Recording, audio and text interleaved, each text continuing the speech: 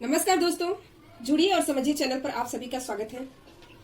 पिछली कक्षा में हमने भाषा के भेद एवं भारत की मान्यता प्राप्त भाषाओं के बारे में जानकारी प्राप्त की। बच्चों, आज हम आगे बढ़ते हुए बोली व उपभाषा के बारे में चर्चा करेंगे। बच्चों, भाषा का क्षेत्रीय रूप बोली कहलाता है। भाषा का क्षेत्रीय रूप बोली कैसे कहलाता है? यानी कि किसी क्षेत्र विशेष में जो भाषाएं बोली जाती हैं वही बोली कहलाता है। जिस हम जहां रहते हैं और वहां की भाषाओं को जानते हैं और उसी भाषा को अपना करके किसी से बातचीत करते हैं, वही बोली कहलाती है। यह भाषा का अल्प विकसित रूप है। ये भाषा का क्या है? अल्प विकसित रूप है। यह भाषा का क्या है? अल्प विकसित रूप है। अल्प विकसित रूप है। बच्चों, इसे सामान्यतः बोलचाल में ही प्रयोग किया जाता है। बोली को सामान्यतः क्या किया जाता है? बोलचाल में ही प्रयोग किया जाता है। इसमें साहित्य की रचना प्रायः नहीं होती है। कुछ साहित्यकारों ने बोलियों में साहित्य की रचना की थी। जैसे उसका नाम लेते हैं। वे लोग कौन थे? गोस्वामी तुलसीदास का नाम जरूर आप सुने होंगे। गोस्वामी तुलसीदास, इनका नाम आप सभी सुने होंगे। इन्होंने क्या लिखा था? आप सभी जानते होंगे। रामचरित मानस। क्या लिखा था? रामचरित मानस। फिर देखते हैं सूरदास।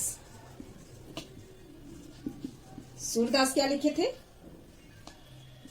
थे? सूरसागर। पढ़े ही होंगे आप लोग। किस भाषा में लिखे थे? ब्रज भाषा में। किस भाषा में? ब्रज भाषा में। इसी तरह कुछ है, जैसे विद्यापति ने पदावली लिखी थी मैथिली भाषा में, परंतु बोलियों में रचनाएं बहुत कम हुई। आगे चलकर ये केवल क्या रह गई? बोली तक ही सीमित रह गई। इनका आगे विकास नहीं हो सका। किसका विकास हो सका? केवल खड़ी बोली के बारे में आप जानते होंगे। केवल खड़ी बोली का ही विकास होता गया। खड़ी बोली का विकास होता गया और उसके आधुनिक हिंदी भाषा का उसने रूप ले लिया। हाँ, अब देखते हैं उपभाषा। क्या है? उपभाषा। उपभाषा के बारे में थोड़ा जानकारी प्राप्त करते हैं। जब बोली का क्षेत्र थोड़ा बड़ा हो जाता है, बोली का क्षेत्र क्या होता है? थोड़ा बड़ा हो जाता है, तब वह उपभाषा बन जाती है। क्या बन जाती है? उपभाषा। बोलियों में साहित्य की रचना प्राय नहीं होती है, परंतु उपभाषा में साहित्य की रचना होने लगती है। उपभाषा में साहित्य की रचना होने लगती है। एक उपभाषा की कई बोलियां हो सकती हैं। अवधी, ब्रज तथा राजस्थानी बोलियों में रचना हुई थी और इनका क्षेत्र भी बड़ा था। अतः ये क्या है? उपभाषा है। बच्चों, हिंदी उपभाषाओं को 5 वर्गों में बांटा गया। हिंदी उपभाषाओं को कितने वर्गों में? 5 वर्गों में क्या किया गया? बांटा गया या विभाजित किया गया।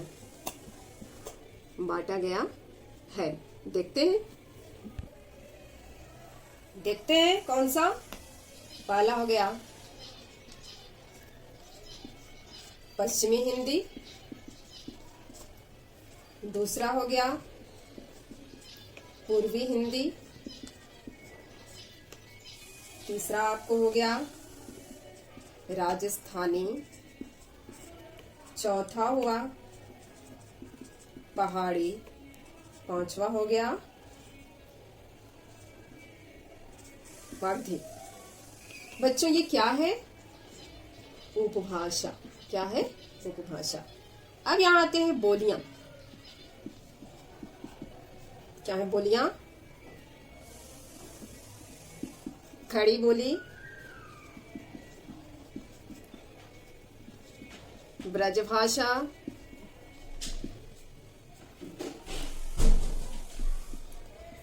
हरियाणवी,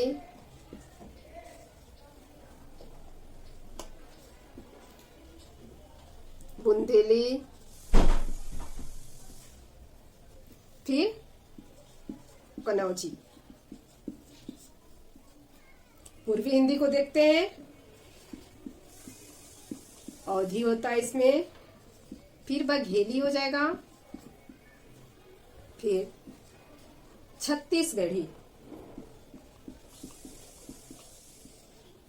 फिर आते हैं राजस्थानी में, देखते हैं क्या होता है। मारवाड़ी, मेवाती, जयपुरी, मालवी। पहाड़ी को देखते हैं। गढ़वाली, कुमाऊनी। अब आता है पांचवा में मगधी का, मगही, भोजपुरी, लास्ट है अंगिका। क्या है? अंगिका। बच्चों, पश्चिमी हिंदी, खड़ी बोली, ब्रजभाषा, हरियाणवी, बुंदेली, कन्नौजी, इतने सारे पश्चिमी हिंदी में ये सभी भाषाएं क्षेत्र के हिसाब से बोले जाते हैं। पूर्वी हिंदी में अवधी, बघेली, छत्तीसगढ़ी आते हैं। फिर राजस्थानी में मारवाड़ी, मेवाती, जयपुरी, मालवी आते हैं। पहाड़ी में गढ़वाली, कुमाऊनी आते हैं। और मागधी में मगही, भोजपुरी, अंगिका, ये सब भाषाएं बोली जाती हैं। देखते हैं लिपि। लिपि का अर्थ होता है लिपना। बच्चों, मनुष्य ने उच्चारित भाषा को अस्थायी रूप देने तथा अपने विचार दूर बसे जो भी संबंधी दूर रहते हैं उन तक पहुंचाने के लिए चित्रों का माध्यम बनाया। पहले क्या किए लोग कि चित्र के माध्यम से अपने मन की बात को पहुंचाते थे, उसी लिए चित्रलिपि कहा जाता था। लेकिन फिर उसने उच्चारित ध्वनियों को निश्चित चिन्ह दिए, जो बोलते थे उसका एक निश्चित चिन्ह दे करके वो लोग लिखना शुरू किए, जिसे हम क्या कहेंगे? लिपि कहते हैं। इस प्रकार हम देखते हैं कि लिपि की परिभाषा क्या हो सकती है। उच्चारित ध्वनियों को लिखने की विधि क्या कहलाती है? लिपि कहलाती है। ठीक है बच्चों, प्रत्येक भाषा की अपनी लिपि होती है। प्रत्येक भाषा की अपनी लिपि होती है। अब देखते हैं हिंदी भाषा की क्या लिपि है। हिंदी भाषा की लिपि कौन सी है? आप सभी जानते होंगे, देवनागरी है। क्या है? देवनागरी है। कुछ भाषाएं व लिपियां देखते हैं। बच्चों, इस चार्ट के माध्यम से हम अच्छे से समझ पाएंगे। एक साइड भाषा दिया गया है और दूसरी साइड लिपि दी गई हुई है। ये अच्छे से समझ में आ रहा है। मराठी देवनागरी, कश्मीरी देवनागरी, कोंकणी देवनागरी, नेपाली देवनागरी, संताली देवनागरी, बोडो देवनागरी, अंग्रेजी रोमन, जर्मन रोमन, फ्रांसीसी रोमन, उर्दू, फारसी, पंजाबी गुरुमुखी, बांग्ला, ये लिपियां हैं। इन सारी भाषाओं की ये लिपि दी गई हुई। आज के लिए बस इतना ही। धन्यवाद। अगर अच्छा लगे तो लाइक एवं सब्सक्राइब करें।